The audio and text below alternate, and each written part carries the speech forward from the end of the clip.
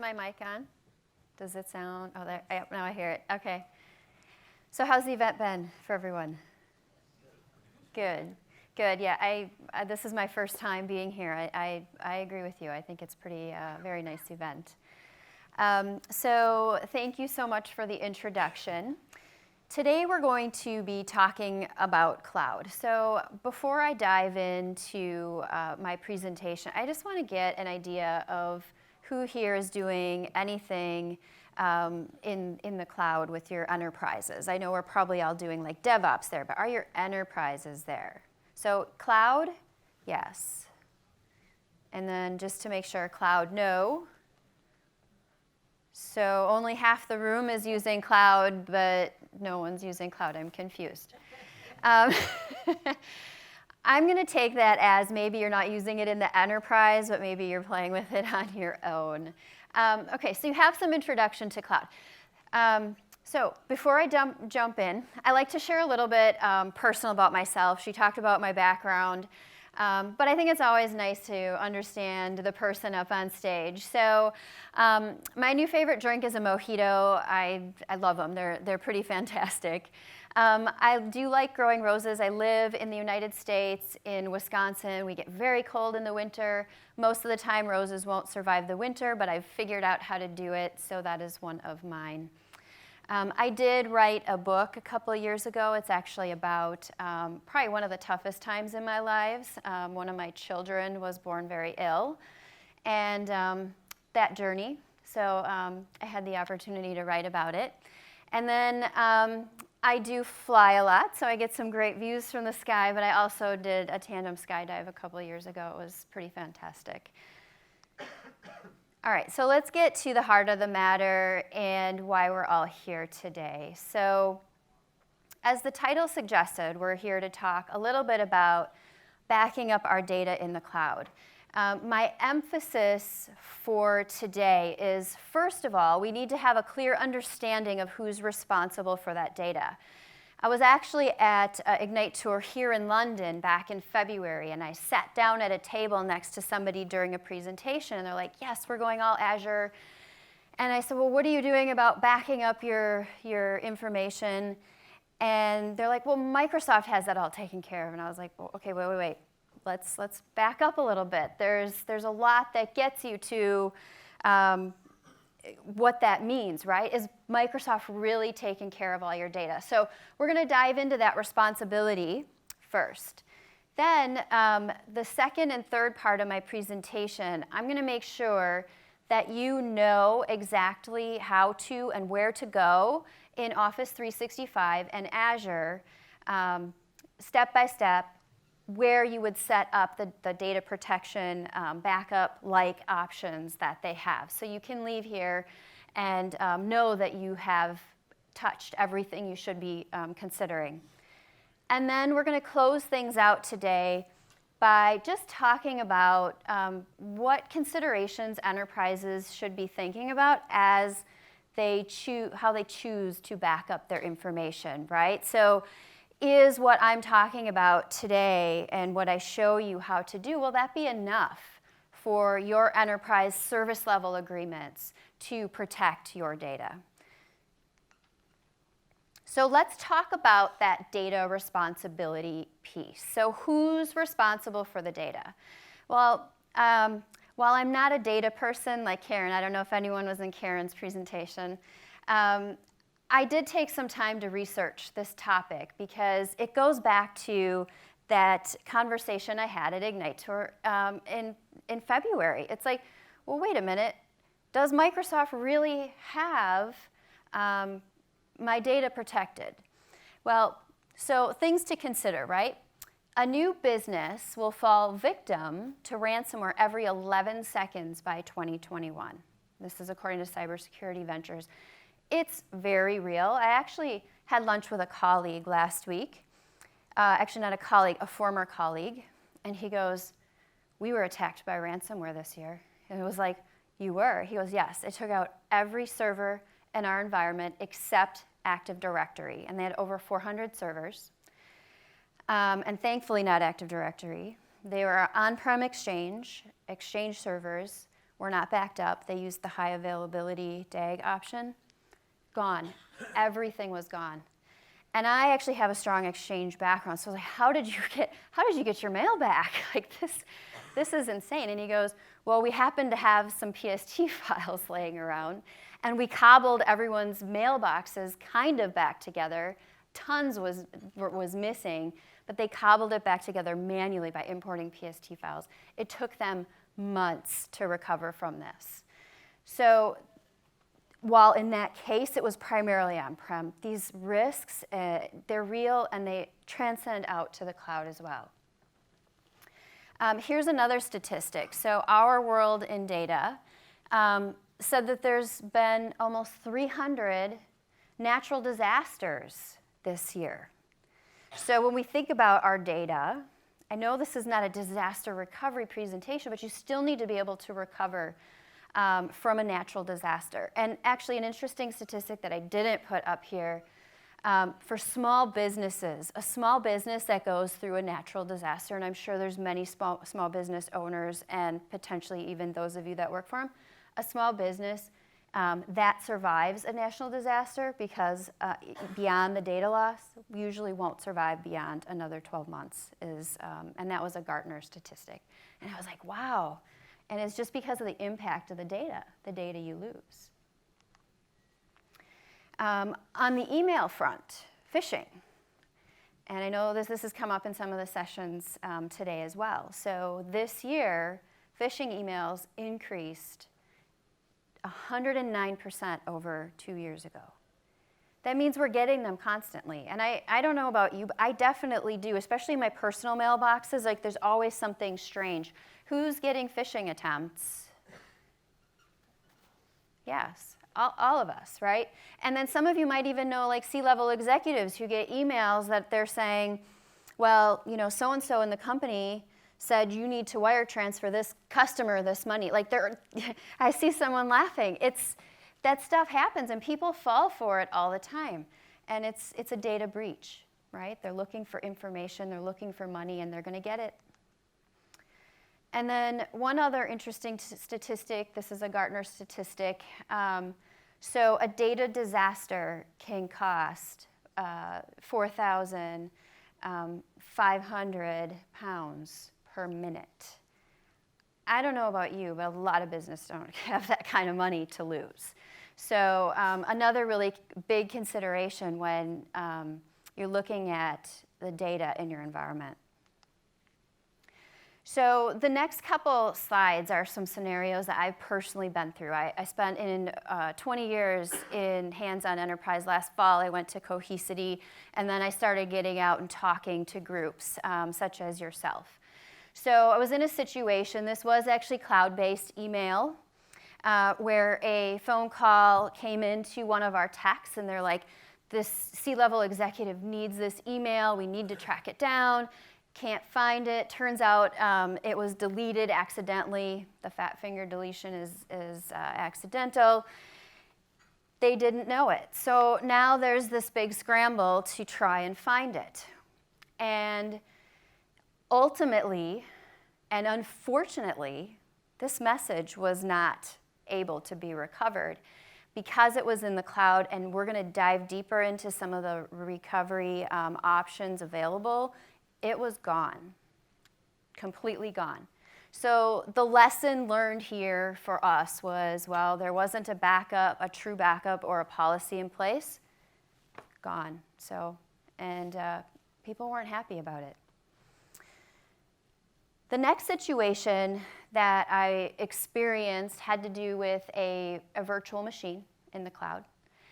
And some of this came up in the governance talk today, right, where you could use RBAC to control who can do what in the cloud. Well, this particular enterprise didn't leverage RBAC, decided that they would allow power users outside of the work area to build servers. But those power users weren't educated about backup processes. So smartest person ever, they build a server, they do a production application, and they do Windows updates on it, like probably, I think it was about a year after it was built, and all of a sudden the thing won't come back online.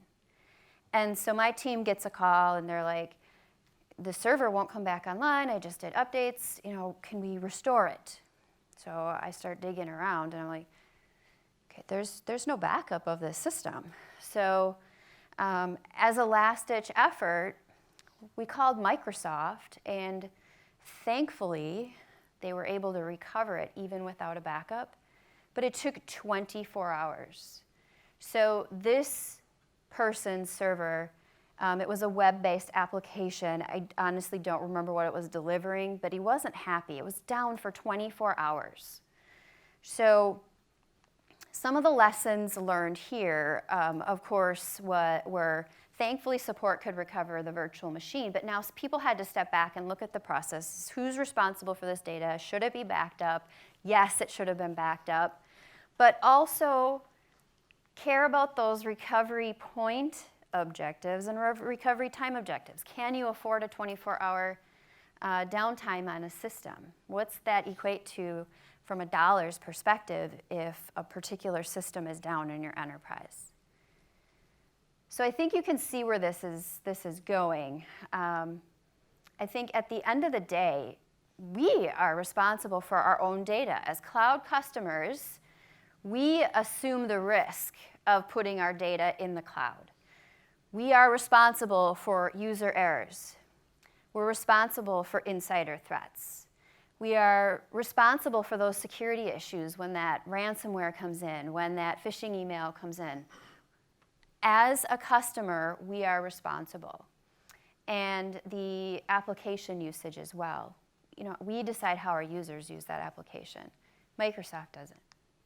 So the cloud provider, you're like, okay, well, what's left for the cloud provider if I'm doing all the work? Well, they're going to be responsible for those platform issues. So that back-end infrastructure that you were typically maintaining in your data center, those servers, the application, if you had Exchange on-prem, they're taking ownership of Exchange online.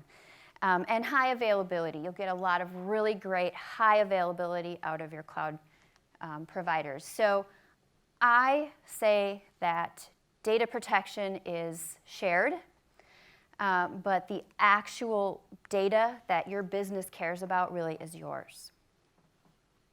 So now that we've really taken a close look at who's responsible for that data, what I'd like to do next is step into the how-to process of this. So who here is using Office 365? Okay.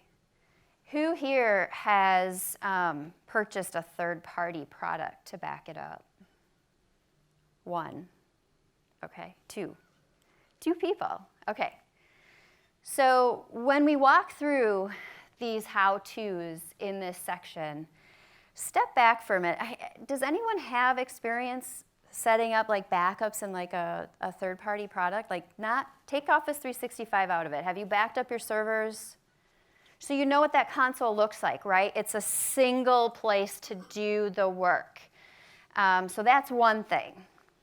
As we work through this next section, you're going to see there's a lot of different places to hunt and peck around to get some level of data protection. So I want you to keep that in the back of your mind. Visualize your actual backup solution. And I want you to think about what I'm sharing with you and see if it makes sense for your company to do it the way that Microsoft offers. All right, so diving in, there will be a little bit, again, this is how to. So I'm going to definitely be more technical. Anytime I talk about PowerShell in this section, I want you to assume that I already did these steps, okay? So I've already opened PowerShell, I've done the set execution policy, I've done my user cred, and I've authenticated to Office 365. And then I did put down at the bottom, if that's something you need for a quick reference, it's there as well. Now, we're not doing PowerShell quite yet, but it will come up in this section. So regular deleted items. So regular deleted items by default will stay in your user's deleted item trash, like their personal one that they can see in Outlook for 30 days. However, if you have E3 or E5, you can change that to be a higher level. So I know in a lot of enterprises that I've done the Office 365 piece, this is like a no-brainer. We're typically E3. One company I worked at was E5, and we went with unlimited. So to get the unlimited, you need to do two things. So three. One, you're going to find the Exchange Admin Center, and you're going to go into Compliance Management. And then you're going to set up a retention tag and a retention policy.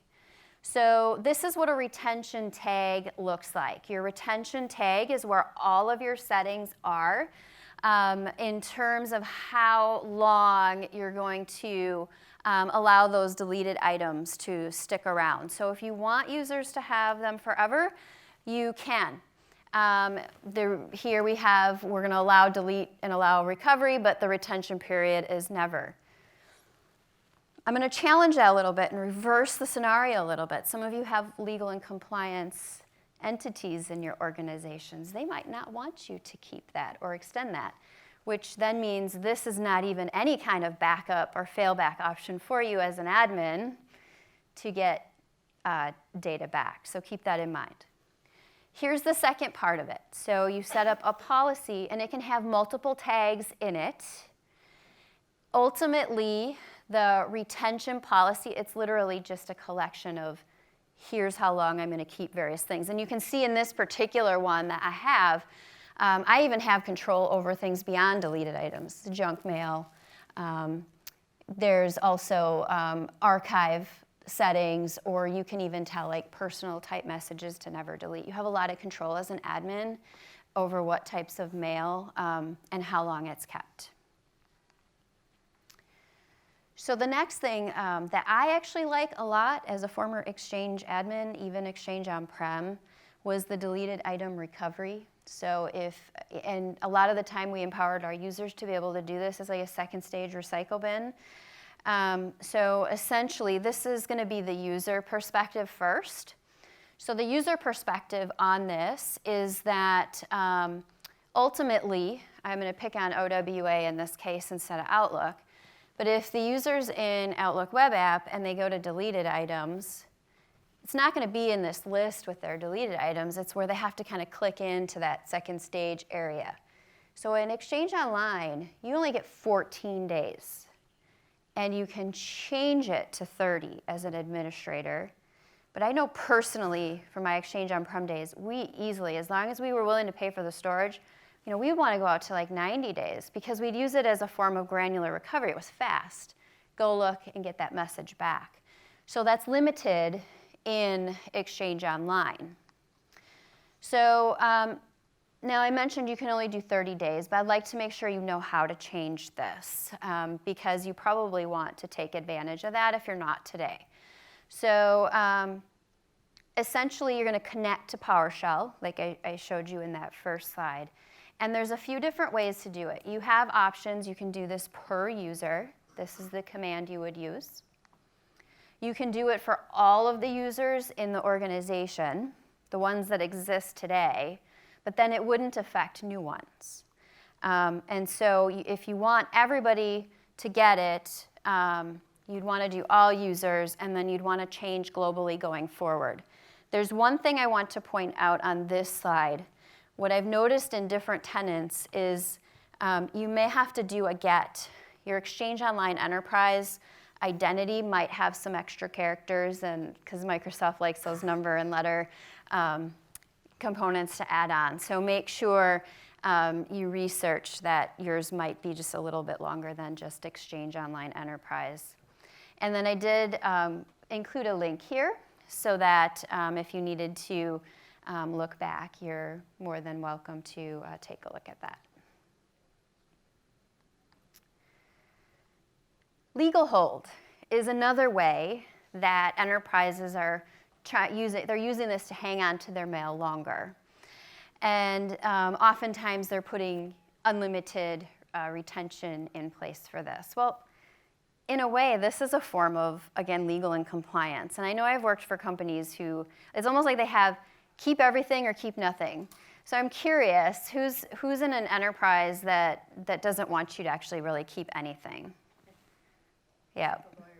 Right, the lawyers will say don't keep anything. And who's keep everything? Okay, and there's probably some people in the middle, right? Like, let's keep things for a few years or depending on the regulatory compliance, right?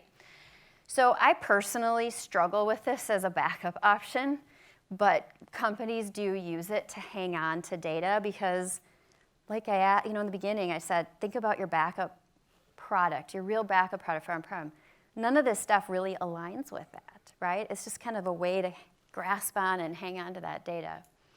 But that being said, if you're interested in legal hold, you need to minimally have Exchange Online Plan 2. However, if you are an E3 or E5, you will automatically get it.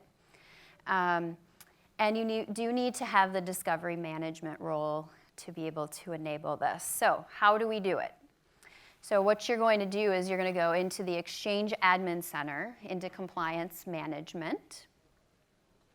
And then you click up on top on the in-place e-discovery and legal hold. And so what I have here, I have an existing policy, and we're just going to kind of tap into it so you can see what the settings are. So first one, pretty basic, it's a name. The second one is about choosing the sources. So do you want to search all mailboxes? I think to me the most realistic option, the top one or this bottom one, or do you want to pick your mailboxes? So one other thing, I want to go back to the legal and compliance. Those of you especially that have the keep nothing, you're probably not going to want to do this unless there's like a legal case to be holding information for. You really might only want to use this on a select basis. The next option here is the search query. So this is where you can pick and choose, am I going to include all the content? Or am I going to maybe just do specific content? And then here are the final steps for in-place hold. It's, do you want to hold it indefinitely? Or do you want to hold it for a period of time? I would select cautiously because holding indefinitely, you really can't get rid of it if you do that. So you may want to put a time window on. You can always extend the time window. You can't shorten it. So keep that in mind too if you want to use this to hang on to your mail. Now let's say I did that. I decided I'm going to do every single mailbox. We're going to keep everything. Now I have a tough situation that happened at work. There is Mailbox Ransomware, but I'm going to just say we have a user that accidentally, somehow permanently deleted a bunch of their mail. And it's acting as like Swiss cheese, right? They want a lot of missing stuff in there because they've been accidentally deleting things over time when they thought they were archiving it. And so what I've found with this is when I have to go back, it takes time to search. It takes hours. So going back to my comment about recovery time, is it okay to wait hours just to see what that report's going to bring back? You can only export it to PST, and then when you're done, you have to manually import the PST. So to get started with this, you do what's called a new case. And I'm not going to dwell on the next 9 clicks, except I'm going to tell you there's 9 clicks. These are all the steps you need to take to export your data. So you have to work through all of that. And then when you finally click the finish, the export, then you have to wait for that to complete. So again, this process can take hours. And then you have to import the PST. So again, keep in mind your recovery point objectives and your recovery time objectives because, I think this is fantastic when it's just a one-off situation, but if it was a major data disaster, it would be really, really slow to get things back. So now I'm going to switch over to OneDrive and SharePoint. So OneDrive and SharePoint, a lot of the options that you have for hanging onto your data are similar. So first of all, your regular deleted items, the regular trash bin, Everything stays in there for 93 days, which was just pretty generous considering what we just learned about Exchange Online. And this is the regular trash, right, the recycle bin. Beyond that, administrators can go into the site collection recycle bin and restore files and even sites that might have been deleted for up to 30 more days. Now, finding that site collection recycle bin is a little bit of a hunt and peck. So I wanted to make sure you had the steps here. The SharePoint site recycle bin, settings, site content, site settings, and eventually you get there. And this is that spot. It's right in here. So we have the recycle bin. And kind of like what I shared with you about that virtual machine, Microsoft seems to kind of hang on to things even though they don't exist like in a recycle bin or any kind of form of backup for a little bit longer. And in SharePoint as well as OneDrive, it might be around for 14 more days. So if you call support, there's a chance, but there's no committed SLA to it. So there's not a 100% guarantee. The other option that companies use is version control. For those of you that said you're using Office 365, are you using OneDrive and SharePoint? Yes, lots of heads nodding. Okay. And is version control something that's being used? Some? Okay. So it is nice because if it is configured, you can roll back. And I've even personally gone into a file, made a minimal change, and I don't know, sometimes I wish I could go back. Or maybe you've made major changes and you wish you could go back. So if you don't have the version control, it's really, really hard. One thing that I think is pretty interesting, the second point here, the OneDrive can restore to a previous point in time back 30 days. This actually is in an effort to help protect companies from ransomware, because you can literally take that OneDrive for that user, and they're right within the console. There's the recover back to a point. So if somebody is hit, if it's an individual user, it's pretty easy to do that rollback. Again, you might have gaps in the data, but it's still an option. And then the other thing to keep in mind with that is it won't restore the deleted items, so there's that piece of data loss as well. And it'll really focus on those corrupted or infected files. So next I just want to make sure, because there's a couple different ways to do versioning in SharePoint's a little different than OneDrive, so I want to make sure you see the difference and know how to do that if you go back. So in the SharePoint document library, if you click on the settings wheel, you're going to, actually I'll bring it up here for you. So this is the settings wheel. And you're going to end up choosing library settings and then versioning. So these are the actual versioning settings. So this is what allows you to keep major versions and minor versions of files, and also set how long you'll keep those around. Now, for OneDrive, it's just about identical. The only difference, like I mentioned, there is a difference, is that on the OneDrive main page down in the bottom left, you're going to see Return to Classic OneDrive. And as long as you return to Classic OneDrive, then the settings are the locations essentially the same, and the versioning options are essentially the same as well. All right, so thinking about Office 365, how are you feeling about how that recovery process would work for you if you just think about your enterprise? Does anyone have some thoughts or feedback on that? Like, are you still confident in what Microsoft can do? Like, are you comfortable with that? Yes? Okay. I got some head nods. Did I hear a no? I might have heard a no. I just think every enterprise is so different. Like, I've worked in companies where there's no way this would be enough, and I've worked in other organizations where it's perfectly fine. So that's why I was curious. Okay, so let's talk about Azure. When it comes to Azure, the native protection, what I'm going to talk about here is not the Azure Backup. So Azure Backup's a paid solution. I'm going to focus on what you can do if you didn't go out of your way to pay separate.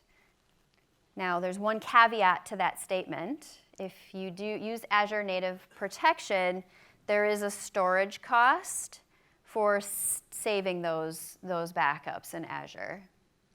So there is that piece. So how to do this? So when you create a virtual machine, you're going to sign into Azure. And on the left side of your screen, you're going to choose virtual machines. And that's what I've done here. And my virtual machines are right here. So then I'm going to click that virtual machine. I chose my AD01 server. And then I'm going to choose backup. So when you get into backup, you're going to have two choices. You can use an existing policy or you can create a new one. And I know a lot of organizations have different SLAs for things. So, you may have multiple policies. So keep that in mind as you're creating these. So the other thing that I want to call out, if you use the native option, you can do daily or weekly backups. So you can't get granular down to the minute level, but you can still do the backup. And then these are the options that you have. So I mentioned the daily, weekly. You can set the time interval. And you can configure retention. So you can keep your data around for periods of time. We've got, I believe it was monthly, right? No, we've got weekly, monthly, and yearly. So you do have the option to retain it. And again, that's where the storage cost comes in, so make sure you're keeping an eye on that. The other way would be PowerShell Automation, which for me, any of these backup options, I feel like the more you can automate things, set it, let it go, the better. So in this case, if you want to do anything with Azure PowerShell, you need to make sure that you have .NET 4.7.2. You need to make sure that PowerShell is 5.1. And you need to install that Azure PowerShell module. Is anyone automating their Azure backups with PowerShell? No? Okay. Next week? So Microsoft actually has a script that you could use to get started. You might even be able to do it next week. Because I think it really actually gets you going pretty quickly. This document right here provides all of those details, this resource at the bottom. But high level, I'm going to go through it with you. So essentially what the PowerShell script is going to do is it's going to create a recovery services vault. So again, just that storage. It's a storage container. And it is, in this script, it's going to make sure it's geo-redundant storage for high availability. It's going to set things up with a daily backup and keep them for 30 days. And you can go into the script and change those. You can absolutely change that, but that's just the default, the way they wrote it. And then it's going to have a recovery point that retains the data for 365 days. Now, this script is super long. So what I wanted to do is basically create a resource point for you here. One, this is every PowerShell command that's in that script. And in summary, it's actually what I just said here. But again, I wanted you to have that as a point of reference in terms of all the different commands that go into it. Now, the script itself, again, I said it's very long. So if I were to have put it on here, we would have had the tiniest little letters that you would never be able to read it. So what I did is just took a small portion of it, just so you could kind of see how the script gets started. So.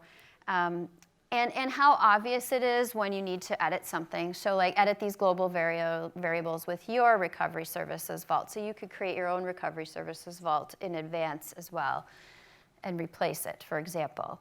And here, it's going to register the recovery services provider and create the resource group in Azure that you need to get started.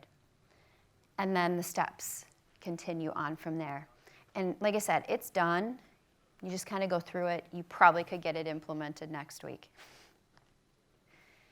So that's what I have from an Azure perspective. To me, I think that the Azure option is closer to what I would consider like a real backup.